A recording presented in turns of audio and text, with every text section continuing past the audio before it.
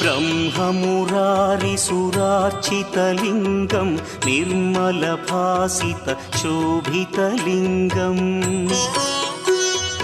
जन्मजदुःखविनाशकलिङ्गं तत्प्रणमामि सदा शिवलिङ्गम्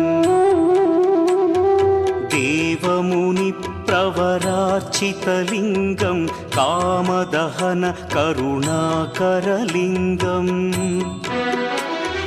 रावणदर्पविनाशकलिङ्गं तत्प्रणमामि सदा शिवलिङ्गम्